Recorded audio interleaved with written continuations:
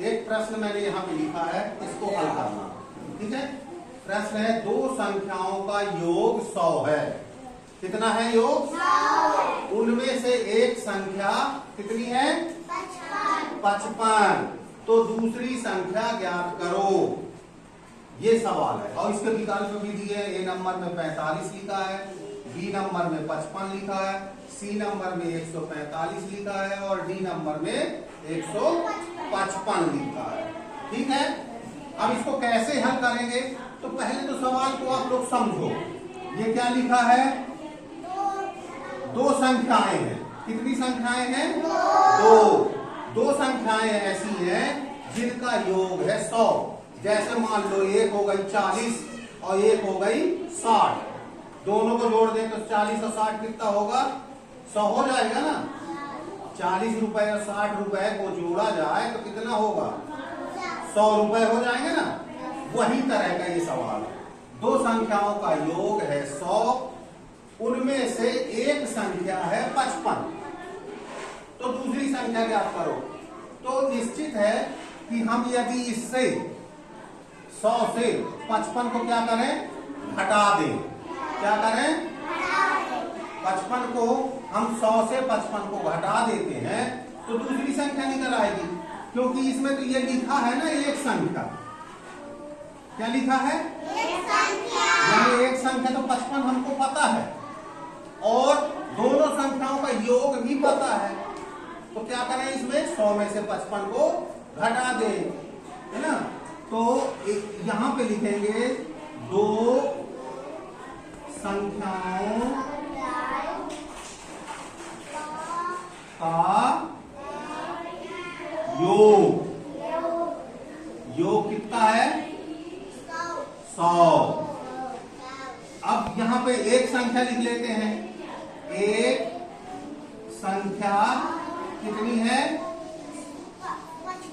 55। तो 100 के नीचे ऐसे इकाई के नीचे इकाई वाला अंक, दहाई के नीचे दहाई वाला अंक, यानी 55 ऐसे लिख लेंगे।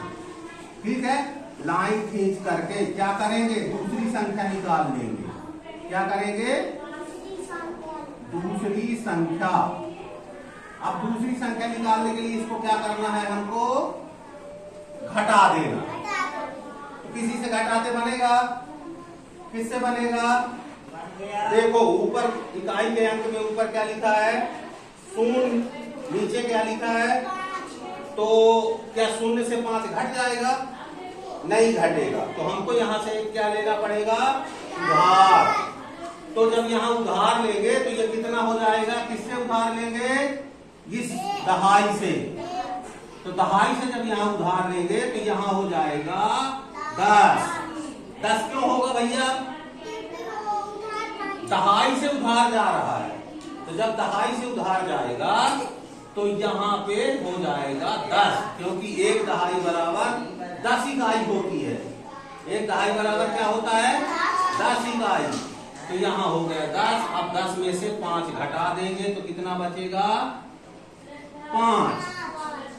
ठीक है, अब चूंकि यहां से हमने एक उधार दिया था और ये भी छोटा है ये बड़ा है, तो हमें सैकड़े से उधार लेना पड़ेगा। इससे उधार इसको देना पड़ेगा। तो कितना हो जाएगा ये? 10। कितना हो जाएगा? हमने तो पहले उधार लिया 10, लेकिन हमने ये उधार इसको भी दे दिया था। दे दिया था ना। हमने यहां से पहले एक उधार ये दिया ना, तो यहां पे 10 की जगह क्या हो जाएगा? 9। क्या हो जाएगा? 9। अब 9 में से 5 घटाएंगे कितना होगा? 4। 9 में से 5 घटाओ 4 आ जाएगा ना। 4। 9 में से 5 घटाया कितना आया? 4। तो हमारी दूसरी संख्या क्या हो गई? कितना आए? 4 पे 5 कितना हुआ? ये 45। तो हमारी दूसरी संख्या तो हमने निकाल लिया सवाल को हल करके। अब देखते हैं विकल्प में कौन सा वाला है। तो ये पहले ही वाला है, यानी ये हमारा सही है। ये लिखा ना 45। तो सब गणित के सवाल को पहले ऐसे हल करना पड़ेगा, फिर उसके बाद इसको वो करना पड़ेगा। तो ये हमारा 45 ऑप्शन तो सही। अब ये बताओ 55 क्यों नहीं है? क्योंकि हमारे 55 तो ये दूसरी संख्या है। 55 जोड़ेंगे तो 110 हो जाएगा, 100 नहीं आएगा। हमारे को 100 ही आना चाहिए। दोनों संख्याओं का योग कितना आना चाहिए? 100। तो हम जांच कर लेते हैं। देखो ये पहली संख्या कितनी है? 55, और ये 55 जोड़ेंगे तो कितना हो जाएगा? 110। 5 5 10 की 0, हासिल ऊपर कर देंगे। ये 5 और 1 जोड़ेंगे 11। 110 क्या ये है? नहीं है ना, तो यानी ये उत्तर गलत हो जाएगा। इसी तरह यदि इसमें हम 55 जोड़ेंगे तो ये तो 100 से भी ज्यादा है, 145 है ना, तो ये तो हो ही नहीं सकता है। 155 भी नहीं हो सकता क्योंकि ये दोनों भी 100 से ज्यादा है। तो 100 से कम ही संख्या आएंगी इसमें उत्तर, ठीक है, क्योंकि ये योग है। ठीक बन जाएगा। तो इसी तरह के और मैं सवाल आपको दूं, कर लोगे? चलिए ठीक।